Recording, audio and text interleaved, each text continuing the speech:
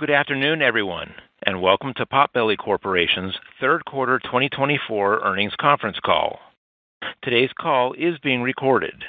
At this time, all participants have been placed in a listen-only mode, and the lines will be opened for your questions following the prepared remarks.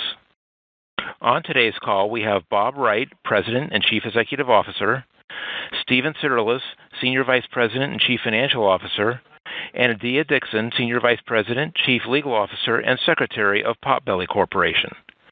At this time, I'll turn the call over to Adia Dixon. Please go ahead. Good afternoon, everyone, and welcome to our third quarter 2024 earnings call. By now, everyone should have access to our earnings release and accompanying investor presentation. If not, they can be found in the Investors tab on our website. Before we begin our formal remarks, I need to remind everyone that certain comments made on this call will contain forward-looking statements regarding future events or the future financial performance of the company. Any such statements, including our outlook for 2024 or any other future periods, should be considered forward-looking statements within the meaning of the Private Securities Litigation Reform Act of 1995. These forward-looking statements are not guarantees of future performance, nor should they be relied upon as representing management's views as of any subsequent date. Forward-looking statements involve significant risks and uncertainties, and events or results could differ materially from those presented due to a number of risks and uncertainties. Additional detailed information concerning these risks regarding our business and the factors that could cause actual results to differ materially from the forward-looking statements and other information that will be given today can be found under the Risk Factors heading in our filings with the Securities and Exchange Commission, which are available at sec.gov. During the call, there will also be a discussion of some items that do not conform to U.S. generally accepted accounting principles, or GAAP. Reconciliations of these non-GAAP measures to their most directly comparable GAAP measures are included in the appendix to the press release and investor presentation issued this afternoon, both of which are available in the Investors tab on our website. And now, I'll turn the call over to Potbelly's President and CEO, Bob Wright. Thank you, Adia. Good afternoon, and thank you for joining our call today. Our third quarter results are a showcase of our five-pillar strategic plan working and our emphasis on driving Potbelly as a growth brand. During the quarter, we utilized our app and Potbelly Perks to drive a positive shift in our comp trajectory. In fact, we've driven improvement in our comp momentum through the end of the third quarter and into the fourth quarter. We also delivered a 70 basis point year-over-year improvement in our shop profit margins, metered our G&A spend to aid EBITDA growth, and opened 8 new shops as we further accelerate new shop development. Despite what continues to be a challenging consumer environment, we remain focused on emphasizing what we control and positioning Potbelly for long-term sustainable growth. The entire Potbelly team is committed to our mission to delight customers with great food and good vibes on our journey to be the most loved sandwich brand in every neighborhood we serve. Our strong customer satisfaction scores and operations metrics continue to bear that out. To our over 5,000 team members and franchise groups, without whom none of our accomplishments to date would be possible, I want to say thank you for your hard work and dedication every day to making Potbelly truly special. As I stated, our success is rooted in our five-pillar strategy, so I'll structure most of my comments this afternoon around that framework. Turning to the drivers of our business, the first pillar of our five-pillar strategy has always been craveable quality food at a great value. And I'm proud to say that during the third quarter, we improved every facet of this pillar. Let's start with great value. As we spoke to previously in late July, we expanded our $7.99 everyday value combo, which includes a turkey, ham, or chicken skinny sandwich with chips and a drink across nearly all of our system.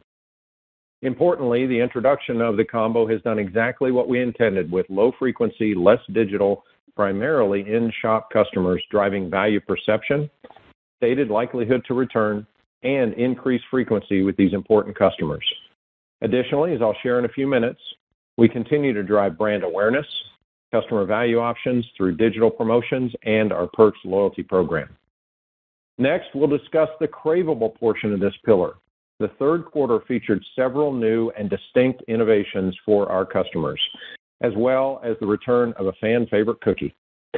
We start with our new farmhouse chicken sandwich with all the ingredients of our classic farmhouse salad, including all-natural chicken breast, Newski's applewood smoked bacon, hard-boiled egg, cucumbers, and tomatoes, Swiss cheese, and topped with our new custom hot pepper ranch dressing.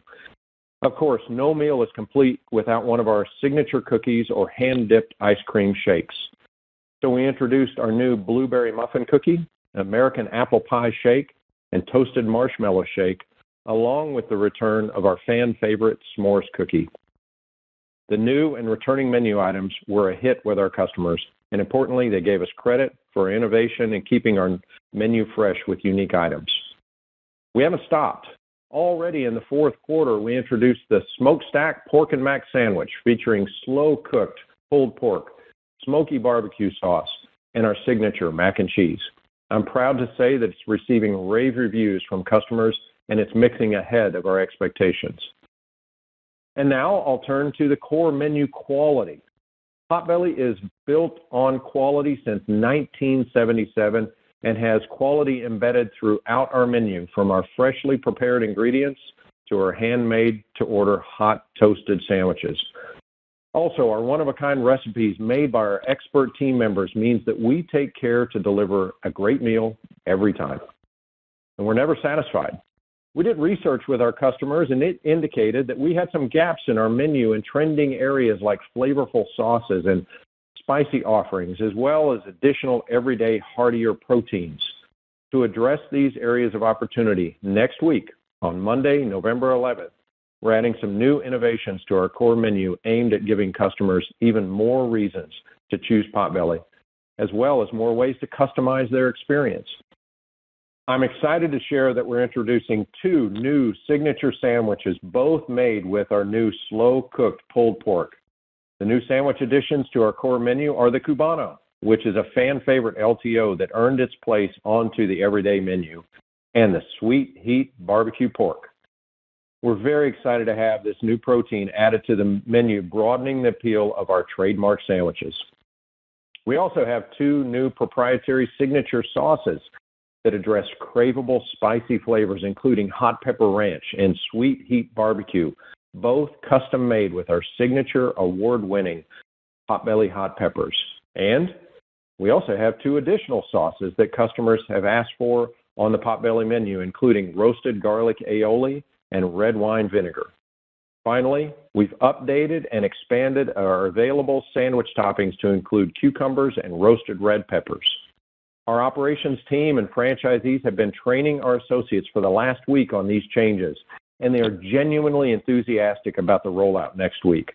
We believe this focus on our core menu will expand our customers' options with even more flavor and customization and expand our appeal to an even broader customer base. We're not done yet. Consumption of non-carbonated cold beverages have increased substantially in the industry. To capitalize on this, we recently completed the system-wide rollout of Potbelly Craft Refreshers at the end of September in partnership with Tractor Beverage Company. In keeping with our brand, these beverages add more interesting and flavorful options for our customers beyond traditional fountain drinks and have a better-for-you profile as they are organic and non-GMO. Importantly, the rollout is meeting our expectations for customer satisfaction and is driving additional beverage incidence rates. In addition to craveable quality food at a great value, the 4th pillar of our strategic plan calls for digitally driven awareness, connection, and traffic. During the quarter, our digital business represented over 38% of our total shop sales, an increase of approximately 100 basis points versus last year. As we mentioned in recent quarters, we continue to see a shift within our digital mix to Potbelly-owned channels, and again, during the third quarter, expansion of Potbelly-owned channels represented the entire 100 basis points of year-over-year improvement in our digital mix. Our Potbelly Perks loyalty program continues to be a significant driver of our business and is central to our digital strategy. Once again, this quarter, every frequency cohort of customers in our Perks loyalty program saw increased frequency, proving that our digital and Perks promotional activity as well as our base program where members redeem their coins for perks, is driving value for these important customers. In the end, our focus on executing our winning digital strategy is a cornerstone of growth at Potbelly. Let me now update you on our fifth pillar, franchise-focused development, and in particular, our franchise growth acceleration initiative. During the third quarter, we continue to make significant progress across all phases of our unit growth funnel. Importantly, and I've spoken about this before, the infrastructure we have built is showing advancing progress and gives me increased confidence in our growth for the coming quarters and years. Franchise recruitment and lead generation continues to build, especially with our in-market and in-person recruiting efforts. We're also having great success converting those franchise candidates to franchisees through deal signings.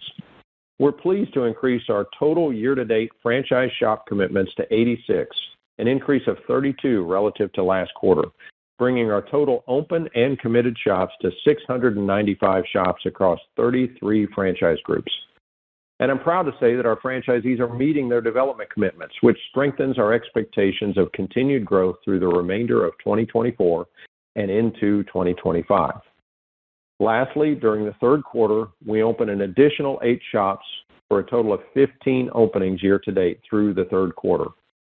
We've already opened 2 additional units in the fourth quarter as well. With our current development pipeline, we expect to open 9 to 11 total shops in Q4, resulting in another quarter of accelerated development and a total of 24 to 26 shops for the year. As we close in on the last few weeks of 2024 development, there are some shops that have experienced short-term impact to their development timelines, and I want to be clear. These are small delays, and these shops will be opening soon. 2024 is shaping up to be our best unit growth year since 2017, and we'll end the year with a record number of franchise shops representing approximately 22% of the system. We anticipate our unit growth to further accelerate from here. Finally, our new 2024 shops continue to perform well in this evolving consumer environment. We believe the success of these shops is a sign that our market planning and real estate systems are working, and you're seeing the early tangible results of the growth engine we've been building on our path to 2,000 units in the United States. I assure you that we are just getting started. With that, I'll now turn the call over to Steve to detail our financial performance for the third quarter. Thank you, Bob, and good afternoon, everyone. System-wide sales were approximately $139.2 million, an increase of 1% driven by system-wide unit growth. Revenues in the third quarter were $115.1 million, with company-operated shop revenue of $110.8 million, lower year-over-year, driven by the short-term impact of last year's refranchising efforts. Contrast that with our franchise revenue of $4.4 million, up 79% relative to the third quarter last year, driven by a 30% increase in franchised units. Last year, we successfully used refranchising as a catalyst to drive new franchise unit commitments. We have de-emphasized refranchising our company shops in 2024 due to our strong pipeline of franchise unit sales in new markets. Also, the negative impact on revenue growth from last year's refranchising transactions is largely behind us. We will likely end the year with only 1 refranchise shop in 2024 versus 33 in 2023. Average weekly sales were approximately $24,870, and company-operated same-store sales were down 1.8% in the quarter, near the high end of our expectations. Our shop-level margin expansion of 70 basis points annually to 15.3% against the backdrop of slower sales is the result of some external tailwinds and, more importantly, diligent execution. Turning to expenses, food, beverage, and packaging costs were 26.6% of shop sales, a 120 basis point improvement versus the prior year period. This was driven by a combination of commodity deflation and a modest pricing action in the quarter. Labor expenses were 29.1% of sales, a 20 basis point increase versus the prior year period. This was predominantly due to increases in employee group insurance that more than offset favorability from ongoing optimization of our hours-based labor guide. Occupancy was 10.7% of sales, in line with the prior year period. This was predominantly due to leverage on our fixed rent being offset by increases in common area maintenance and in variable rent charges, as many shops with those types of lease arrangements, like airports, continue to outperform prior year. Other operating expenses were 18.3% of sales, a 30 basis point increase versus the prior year period. This was predominantly due to increased brand fund spend. General and administrative expenses, which are best viewed as a percentage of system-wide sales as they are used to support every one of our shops, were 7.6%, a decrease of 100 basis points versus the prior year period, driven by our focus on corporate expense management and a lower bonus accrual. Third quarter adjusted EBITDA was $8.7 million, or 7.5% of total revenue. This 19% growth year over year was driven by the improvement in shop level margin, continued strong performance of our franchise shops, and ongoing disciplined management of G&A. We reported net income of $3.7 million for the quarter. Adjusted net income was $2.5 million, or a $1.4 million increase versus the prior year period. During the third quarter, we purchased approximately 29,000 shares of our common stock for a total of approximately $230,000. Our share repurchase program is one component of our long-term capital allocation strategy. We anticipate repurchases throughout our 3-year program. Incorporating our year-to-date results, the category outlook for the remainder of the year, and our momentum into Q4, we now expect our Q4 performance to land in the following ranges. Same-store sales growth of -2.5% to -0.5%. Adjusted EBITDA of between $7 million and $8 million. For the full year 2024, we have updated our same-store sales guidance to -1.2% to -0.5%, and our adjusted EBITDA to between $29.5 million and $30.5 million. With that, I'll turn the call back over to Bob. Thank you, Steve. In closing, let me reiterate the tremendous job our team has done in executing on our 5-pillar strategic plan and how pleased I am with what we've accomplished together to date. But I believe the future for Potbelly is even brighter. Through our craveable quality food at a great value, a winning digital strategy that continues to drive awareness, connection, and traffic, and a strong franchise-led growth pipeline with a clear path to 2,000 units in the U.S., we're ready to capitalize on the opportunities ahead to take Potbelly to the next level of growth in 2025 and beyond. With that, we're happy to answer any questions. Operator, please open the line for questions. We will now begin the question and answer session. To ask a question, you may press star, then 1 on your telephone keypad. If you're using a speakerphone, please pick up your handset before pressing the keys. To withdraw your question, please press star, then 2. At this time, we will pause momentarily to assemble our roster.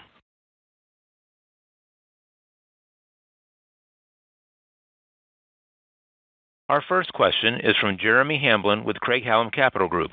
Please go ahead. Congrats on the solid results in the quarter. I wanted to first come to the kind of same-store sales trends. I think what you said was that you saw some acceleration throughout Q3 and have seen a little bit of improvement here in Q4. Wanted to just see if you could provide us with a little bit more detail behind the cadence of that. And then also within the Q3 comps, if you could give us a sense on what you saw on traffic, menu pricing, and average check.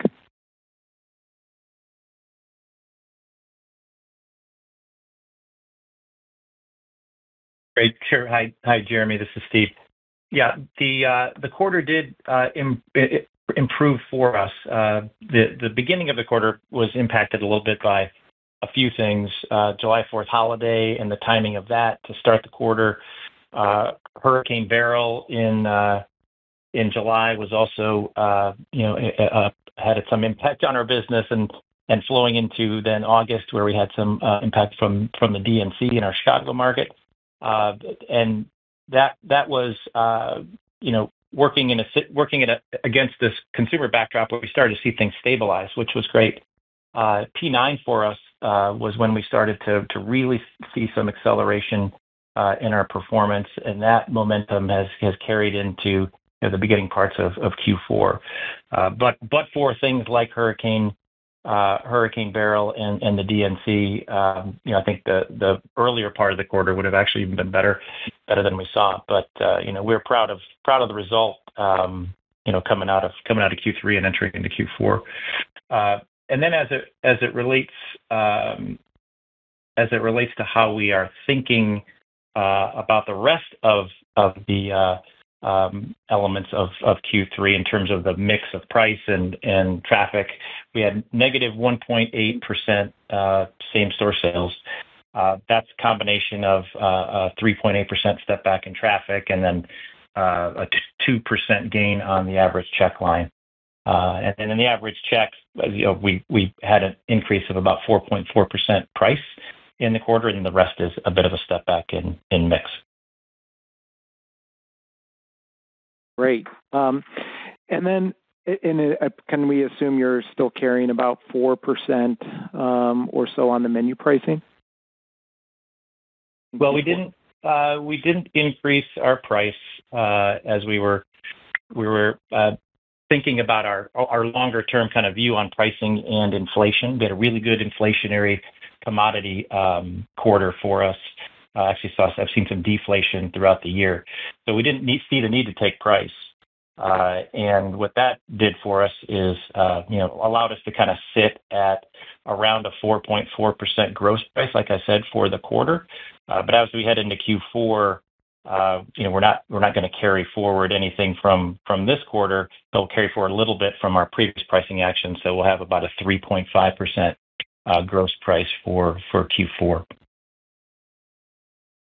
Got it. That's helpful. And then I want to come back to the unit development. So understandable, some disruption here in some key markets like Florida, with obviously the devastating hurricanes. As you think about the unit development here, Q4, 9 to 11 shops, as we look ahead to kind of the cadence of expectation in 2025, are you still thinking that you're close to that 10%? And then how will that build throughout the year? Do you expect a relatively even, development cycle in 2025? Yeah, Jeremy, thanks. Obviously we'd prefer to share even more development here for this year, and having 2 hurricanes hit your number one development territory at the peak of construction season can be a little bit of a setback. But one of the things that especially as we talk to our internal teams, our franchisees, we take a small step back, and you think about a year ago we built 2 locations. This year will be in that 24 to 26 range total. And to your point about cadence and acceleration, every quarter this year we have and will open more than the previous quarter. I think there'll be a little bit of seasonality next year that just comes with restaurant construction, and typically you see Q3 and Q2 as your top development quarters. We're bucking that trend because we're building that momentum. But until we're ready to guide 2025, which will just be in a few months, what I'm comfortable sharing is that we already have in 2025 leases signed and shops that are in the construction process for more locations than we will open all of this year. And so when you think about that acceleration, that to me is the really promising sign, and it suggests that momentum we've been trying to build is truly coming our way. Once you've got the lease signed, of course, we've got the remainder of this quarter and first quarter next year to continue to work our real estate model and help franchisees that are out there working on their next round of leases. And then, the additional deals that we're still working on this quarter and early next quarter too. Those usually beget locations within that 11 to 12 month range too. So the fact that we've got such a great head start on the year gives us a lot of confidence in the momentum that's to come. Got it. And then, just a comment quick on the refranchising. So it sounds like there's not going to be a whole lot of that this year. Is that kind of the expectation that we should have next year as well? Could you see 20 locations refranchised, or at this point, do you feel content, with the licenses that you're selling on new franchises that you don't need to do that? Yeah, I think the word you just used, Jeremy, need, is probably the right word. We really don't need to do that. There may be a few opportunistic opportunities where it just makes sense, especially for the right shop development area agreement with the right franchisee. But I expect it'll be more muted than what you just suggested. This year at one, we're pleased with the development agreements that we're getting, and we haven't wanted to really use a lot of refranchising to get that. It was always part of the catalyst to get things rolling last year. And, we still, I think in the long term, we would be willing to refranchise more units, to be sure. But our goal is to get the accelerated development first. And I think that'll continue into next year. Great. Thanks for taking the questions, and good luck the rest of the year. Thanks, Jeremy. Thanks, Jeremy. The next question is from Mark Smith with Lake Street Capital Markets. Please go ahead. Hey, guys. You got Alex Turnix on the line from Mark Smith today. Thanks for taking my questions. The first one for me, could you just give us an update on the industry? What kind of discounting are you seeing out there, and what levels of promotion do you think you need to get to in order to drive traffic? Last quarter you mentioned screening for more value offerings. I'm kind of curious if you have anything else rolling out, like the $70 or $7.99 combo to enhance these promotional offerings, or is this kind of more so done through deals to Perks members? Yeah, great question, Alex, and great to speak to you again. I think you got to start with the consumer situation. We think that largely the consumer is going to be a continuation of what we've seen in the past quarters, and so our posture on what we're doing with value, what we're doing with our marketing efforts is. You shouldn't expect to see that shift very much. And I think I'd steer you back to some of my prepared remarks when you think about, what we're doing to drive value. We've had, I think, exactly what we hoped for with this everyday value work that we've done. Remember, the $7.99 combos on those 3 skinny combos were in addition to the meal deals that we already had, where you could order chips and a drink at a discount, add that to just about anything on the menu. And then, of course, our Pick Your Pair is an everyday value layer for us that's really, really important. So you put that together, and I feel really good about the everyday value layer. And recall in the previous quarter, we shared that one of the main things we are trying to do with the $7.99 combos is create a value appeal for our customers who tended to be less frequent, less digital, and more in-shop types of customers. And our research and our mix on that suggests that we are enjoying the success that we designed and that we tested, and we're really, really pleased with that. I do think, and you asked about the digital and the perks component too, I think that it's important to understand how that everyday value effort works in conjunction with what we're doing with digital. Because as we bring those customers in, I shared last quarter and did again this quarter, those $7.99 customers, after they've ordered that meal, give us much higher scores on overall value and much higher scores on their likelihood to return. That was how it was designed, to protect that traffic on that low end where those customers were just cutting back and trying to make their wallets spread across the entire month. Well, once we have you in and we get you into the digital channels, the other thing you heard me say in the prepared remarks is that those Perks loyalty customers in every frequency cohort is seeing growth in numbers as well as growth in frequency. So bringing them in through the everyday program and up through the digital frequency channels is how we want to keep building the business.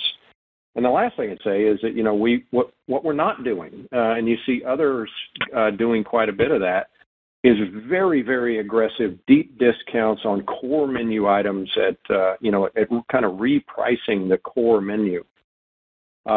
first of all, that's a dangerous thing to do because it really can damage the brand.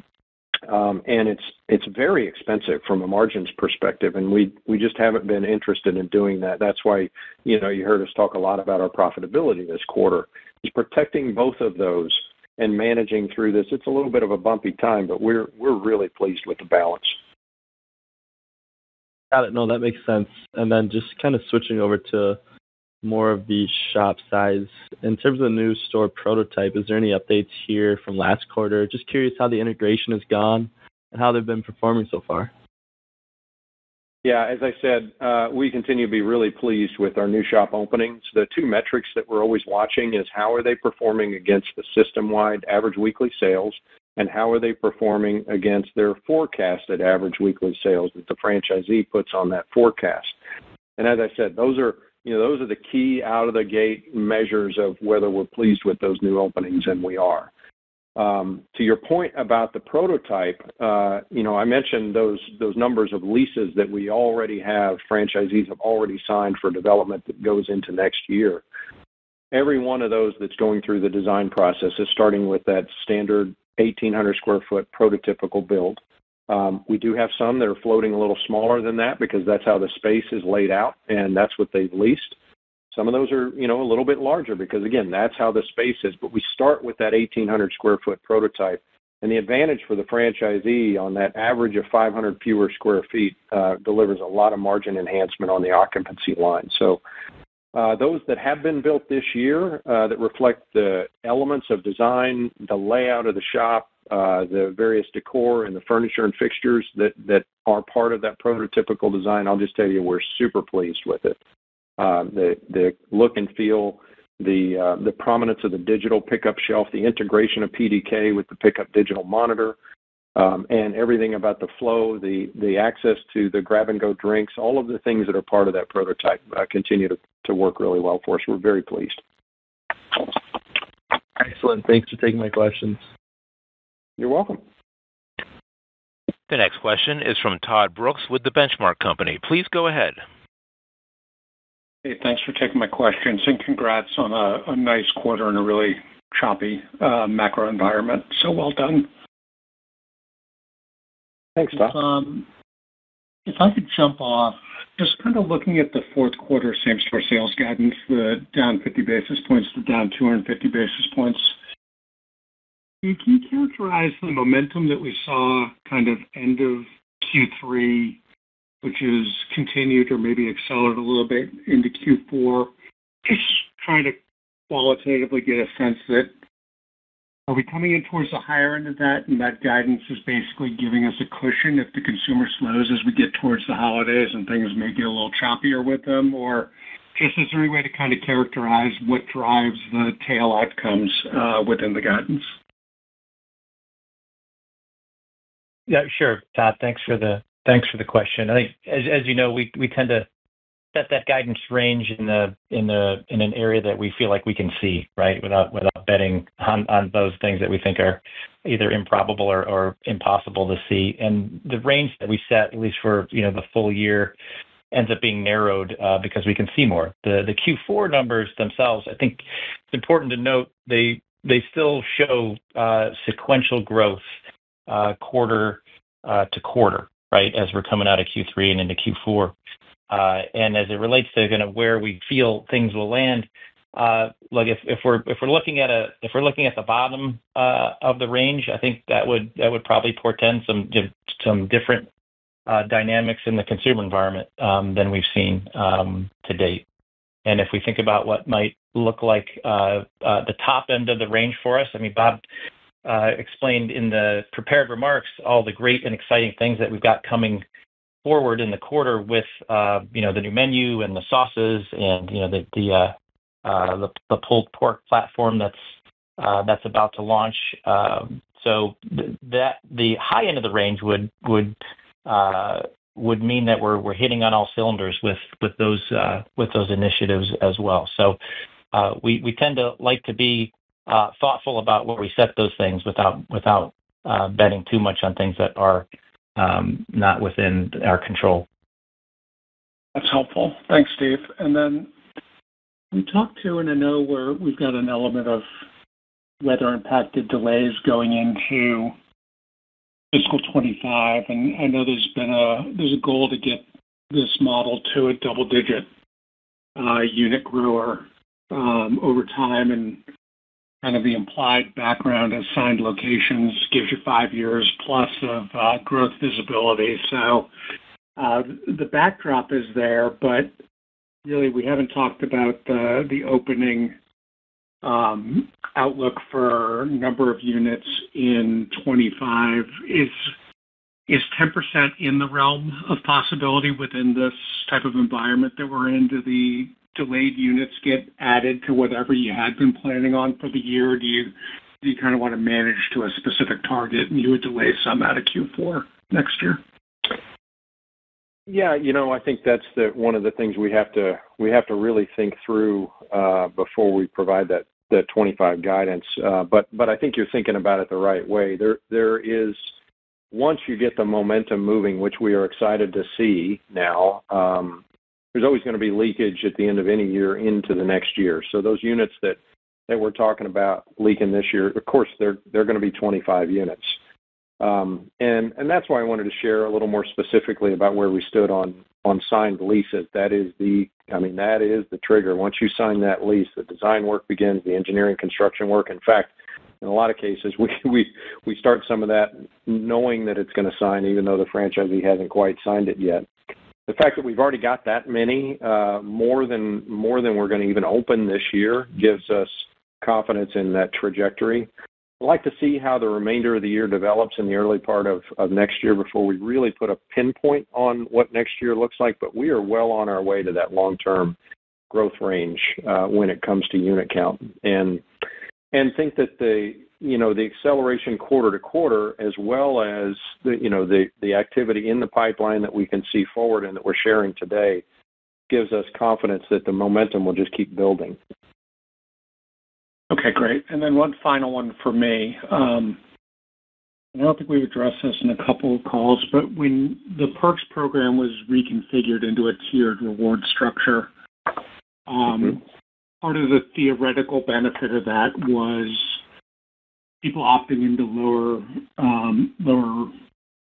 point value rewards and redeeming more frequently. And I'm wondering, now that we have enough time with the revamped program, is there a way that you could talk to what the frequency lift has been from that structure relative to the prior program construct? Thanks. Yes, thank you. It was a really important move for us with those 12 different menu options that you can choose and redeem your coins to bank those perks. I'll say what we've said, and like you say, we didn't talk a lot about it in detail last quarter, but there is no news here. It's all still good news. It continues to perform the way it was designed. We've got a really nice spread of redemption across the various items that people can return. I mentioned that in each of when we break down those perks consumers, we have 4 different frequency cohorts that we look at them in. And in every one of those cohorts, we're growing Perks membership and we're growing frequency. Now, there are more than one lever to pull with this group. That if you think about the coins redemption for the various food items, that's the foundational program. And the fact that it's performing as designed and as expected is really comforting to us. It tells us that base level of the design is working for our customers, and they love it, including them moving up various levels from rookie to pro to boss level. But then the other things that really don't get seen in the program, but they get seen by the users of the program, are the segmented campaigns that we put out. Examples are, we've done some broad-based promotional activity, and we've been able to go back to our Perks members who either participated or didn't participate in that broad-based promotional activity and speak to them directly about their behavior. There have been times where we've just reached out to them and said, hey, because you're a Perks member, looks like you missed the chance to take advantage of this promotion that we just did for you. We've just loaded that into your Perks account. Well, you can imagine there are many, many, many segmentation channels that we're doing, and within the segmentation channels, we're doing the A/B testing on which of those outreaches work for us, and those are the ones that we continue to lean into and repeat. We still feel like we're early innings on that level of segmentation work. We think that, ultimately you get to a level where you've got not just cohorts and not just groups, not just archetypes of Perks members, but almost to one in the future, and you can really dial it in. But for the base program, as well as all the other work that we do through those other marketing opportunities, yeah, we're really, really pleased with the Perks program and its impact on frequency. Yeah, that's great to hear. Thanks, Bob. You're welcome. The next question is from Matt Curtis with William Blair. Please go ahead. Hi, good afternoon. Just wanted to circle back on value for a moment, if I could. On the value ideas that you were screening earlier this year, could you provide perhaps an update on your evaluation of these? And I guess where I'm going is whether we can expect to see some of these come in the fourth quarter, or is this more of a 2025 initiative at this point? Yeah, thanks for the question. I think you saw a couple of them in the deck. I didn't speak about them specifically in my prepared remarks, Matt, but if you look at, we've got one of the slides in the deck on value, you'll see an image in there on kids eat free on the weekends, for example. That was one of those things that we screened, and we went ahead and implemented it. And we were pleased with what that did for that consumer. We know the mix of our customers who have children at home, and we know the strain on the pocketbook of managing a household with more than one, more than two people. And while kids' meals aren't a huge part of our business, it was a great way for us to bring some incremental value with some really high satisfaction with that customer. Another one we did was around not so much that customer experience, but more around a product experience for us with our half-price shakes on the weekends. And again, very pleased with that. So those are the types of things. Some of them that were screened, you can imagine, were like the $7.99, and the other two combo offers that we tested that you see as kind of permanent attachments, everyday value layers. Some of those value elements were promotional types of things, but promotions that can last for a long period of time. We've still got a very long list.